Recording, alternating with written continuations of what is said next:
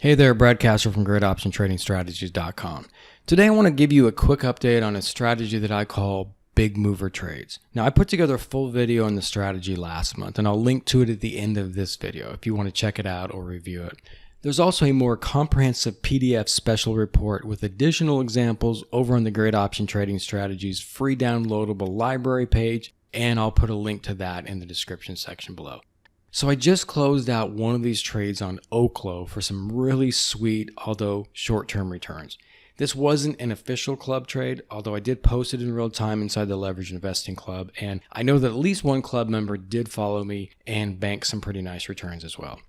I'll walk you through the trade, but the short version is that I booked 85.05% annualized returns over a 5-day holding period. That was a step up, or a few steps up actually, from the original terms of the trade, which had been 58.65% annualized projected over 9 days, if held until expiration. Never say never, of course, and identifying these opportunities can be subjective. But as I've said before, this strategy is about the closest thing to free money on Wall Street that I've found. Okay, to review real quick, what is a big mover trade?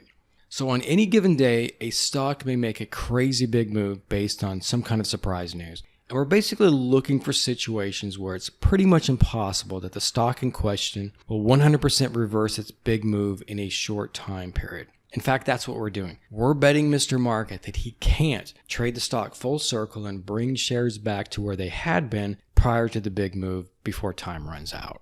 So if a stock makes a big move higher based on some needle-moving surprise good news, I'll look to sell puts at a strike price that corresponds to where the stock had been trading prior to the big move. And if a stock sells off hard on some impairing bad news, I'll look to sell calls at a strike price that corresponds to where the stock had been trading prior to the big move. We also want to give Mr. Market very little time on the clock. I prefer going with the expiration date for the current week, or only if absolutely necessary. If it's late in the week, as I did with the OKLO trade here, I might consider the following week's expiration cycle. And then there's one other requirement. Premium levels have to be sufficient to make the trade worth our while. Now, as you might guess, it takes a lot to thread that needle where everything works out just right. But as we're going to see with the OKLO trade here, the opportunities are out there if you keep your eyes open. Personally, I don't care whether the move is to the upside or to the downside because I'm just as happy selling calls as I am selling puts. Although I understand a lot of folks are only comfortable selling puts, which I totally get. But the OKLO trade here is a good example as it was a short put position, so anyone could have traded it. Okay, last Wednesday, June 11th, as you can see in the OKLO chart here, the stock really spiked on breaking news that the company had been rewarded a Department of Defense contract to supply nuclear power to an Air Force base in Alaska. Prior to the announcement, the stock had been trading around $55 a share, which was also a double top going back to the stock's early February highs. With shares blasting through the $55 barrier, the now former resistance level would presumably function as a new support level. So what were the odds that the stock would not only give back all those new gains, but trade back below $55 a share, which now had to be considered a key support level, and in only a little more than a week's time? I originally looked at the June 13th expiration cycle a couple days out, but there just wasn't enough premium available. So I went out the following week to June 20th. And again, with these kinds of trades, that's about as far out in time as I'm willing to go. Fast forward to the following Monday, and OKLO had another strong start and traded into the low 70s. I was initially okay with letting the trade run a little longer, but as the session progressed, I changed my mind.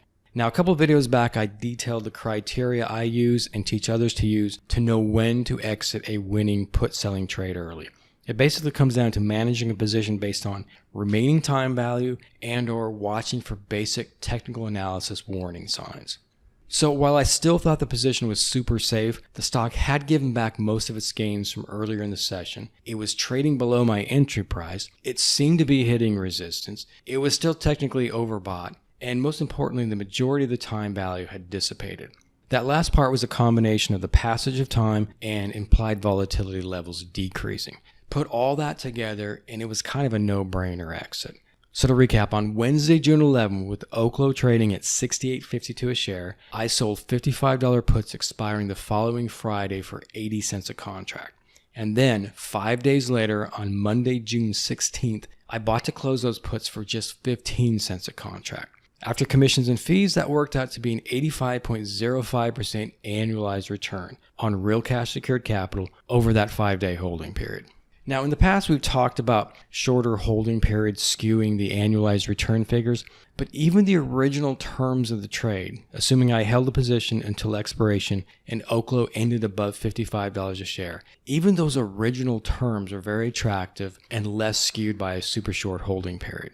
The original projected return was still 58.65% annualized over 9 days. Okay, as I said in the Big Mover video and the special report, these aren't everyday opportunities because a lot has to fall into place for them to be tradable. Stocks make big moves all the time, but 9 times out of 10, the payout for where it makes sense to sell your options just isn't going to be enough to enter the trade, because you really do want these to be short duration trades and not give Mr. Market any kind of fair chance to win. Okay, to wrap up, you might want to check out the full Big Mover strategy video and the more comprehensive special report over on the Great Option Trading Strategies website. I'll put a link to the downloadable library page in the description below and a link to the video at the end of this video, because these are both more comprehensive resources and they also both include additional tips on how to go about finding these trades yourself.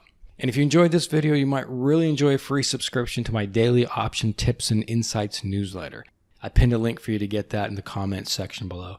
The newsletter includes real, proven, actionable tips for option sellers, leaps traders, and savvy value and dividend growth investors looking to incorporate options to seriously improve results. Several times a week, I show you what works and what doesn't. I don't spam, promote third-party services, and only rarely offer lifetime membership to the Leveraged Investing Club, as in once, possibly twice, but most likely only once per calendar year. Mostly, I just share what I've learned from nearly 25 years of option trading. Okay, until next time.